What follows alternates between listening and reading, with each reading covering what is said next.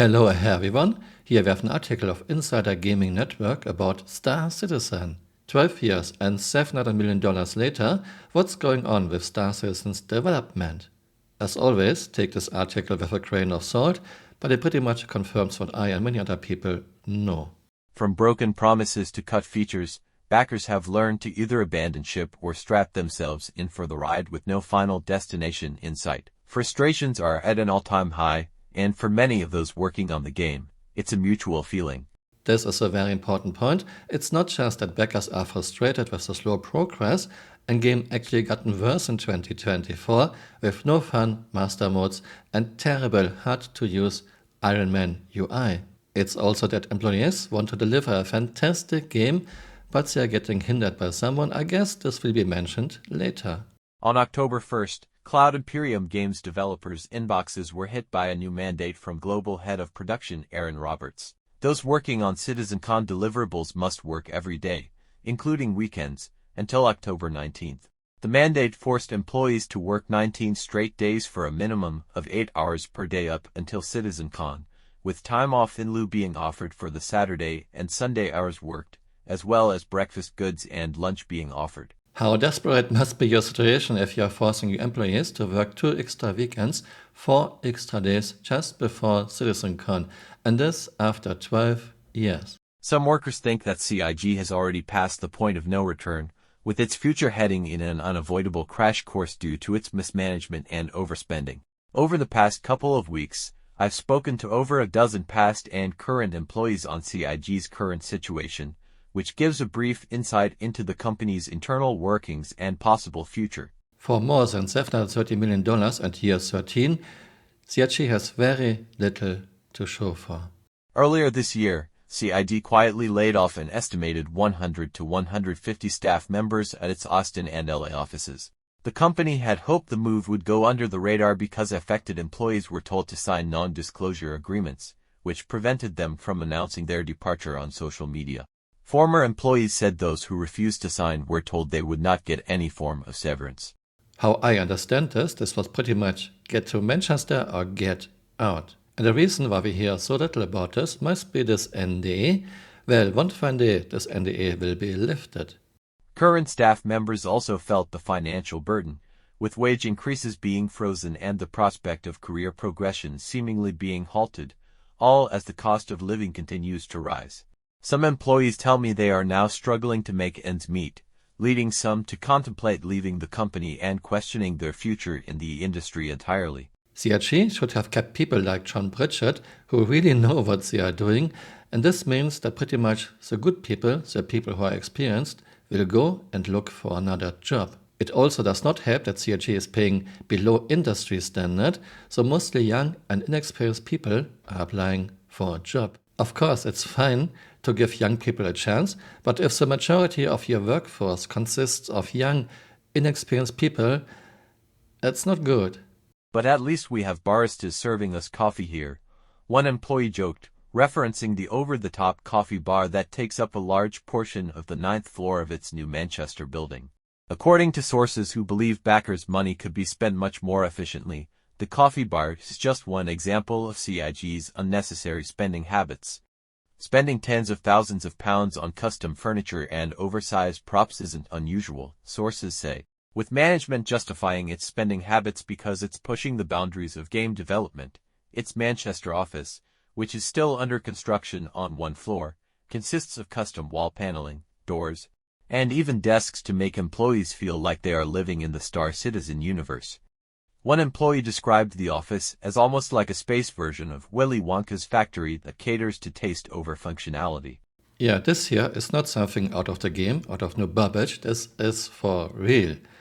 Yeah, money well spent, Chris. To make this perfectly clear, employees should have a nice environment, should feel comfortable in a building, but there's a difference between having a nice, comfortable environment and totally overspending with luxury items. Of course, if a game studio is successful and has good products, they often put expensive art into their building, which is totally fine.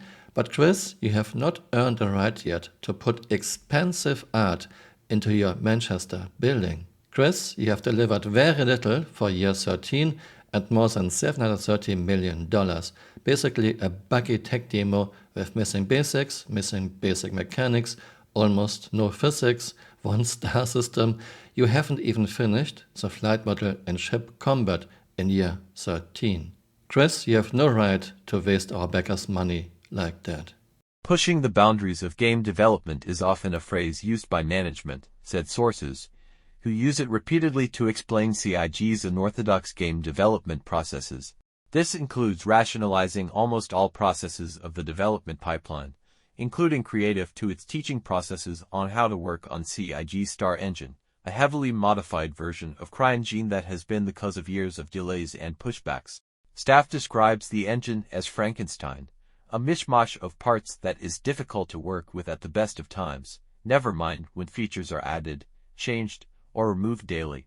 CryEngine would have been alright for the initial November 2014 release of Star Citizen and Squadron 42. Still okay in 2016, but by now, in 2024, CryEngine is not up for the task anymore. And modifying it and calling it Star Engine doesn't change the fundamentals of CryEngine, which has major LOD, culling, lighting and physics issues. 5 years from now, the earliest I can maybe see in 1.0, CryEngine will be ancient tech. Both current and former staff say that one of the fundamental issues at CIG is the creative process, which will see the head honcho of CIG, Chris Roberts, make game-defining changes daily that can cause weeks of issues. Roberts is relatively well-known in and out of the Star Citizen community for being a perfectionist at the best times. Still, developers feel that his constant changes in vision and scope have become one of the most significant burdens to Star Citizen, Squadron 42, and SIG as a development studio. Yeah, Chris is pretty much micromanaging everything. Richard Garriott said 2007. Chris says things like, "I want this pixel green, not blue," to his employees. Or Chris has these fantastic new ideas, or he saw something in another game and he wants it in Star Citizen, so he puts people on his new fantastic idea, only to throw it into the trash 6 months, 2 years, 4 years later, and all the work is totally wasted. Chris is still prioritizing eye candy, fluff, time sinks and cool cinematic, and Chris is still neglecting basics, basic mechanics, some very basic physics, fun and interesting gameplay. And of course we have reworks of reworks of reworks of reworks, because having a plan, having a concept is not how Chris works. Staff say that this isn't just on the prominent game features either, but down to the minutest of details. They said that decisions that should take a matter of seconds creatively can sometimes take hours or even days, due to his micromanagement. "I've genuinely been sat in meetings that got derailed for 30 minutes so that the placement of objects that players are likely never to interact with could be discussed in detail," said one former employee. "There's just no actual focus on getting the game done," they continued. Make that pixel green, not blue. Sometimes the most basic features can be reviewed by him, Roberts, half a dozen times, for it then to be scrapped or changed on the 7th review, said another employee. The constant changes in scope are made worse by inappropriate deadlines, many of the employees said, which will see months' worth of work expected in weeks or even days, which still ultimately runs the risk of being scrapped. It's the result of CIG's own doing, which will see experienced staff replaced by younger and cheaper developers, who will find it difficult to learn from more experienced staff because there aren't any. One source went on to say that they are aware of some people who were hired simply because they were fans of the game. It's fine to have young and inexperienced people if they have people like John Pritchard leading them, but there aren't many John Pritchards left. It's created an unhealthy place to work. You can't push back on anything, said one current developer. They are repeating mistakes that other companies made 20 years ago, which contributes to the shortcomings of their ambitious features, said a former developer. Most experienced staff will leave for one reason or another within a year, which has created a studio where a large portion of its staff will have Star Citizen as their first ship game. As I said earlier in this video, you cannot create such a very ambitious, very huge project with mostly young and inexperienced people.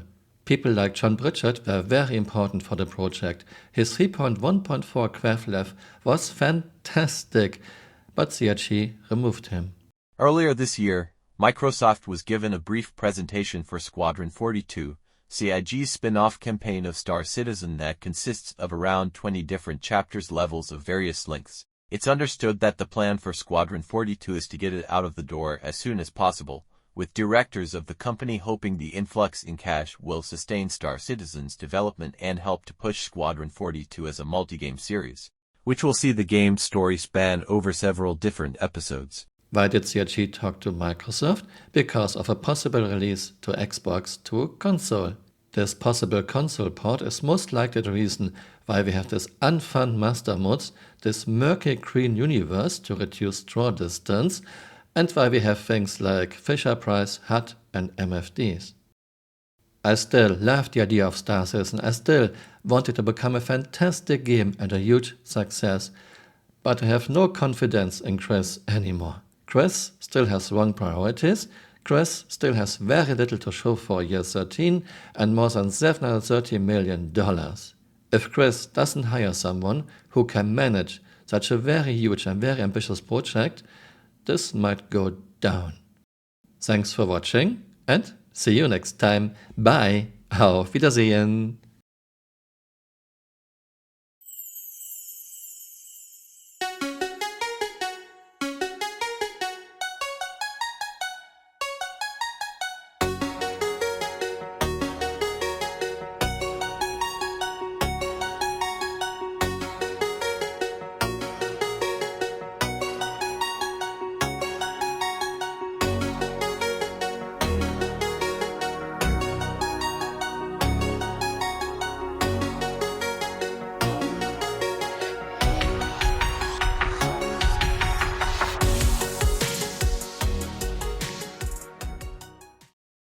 Hey, you're still here. You might want to join me on Twitter. My Twitter account is Camural_SC.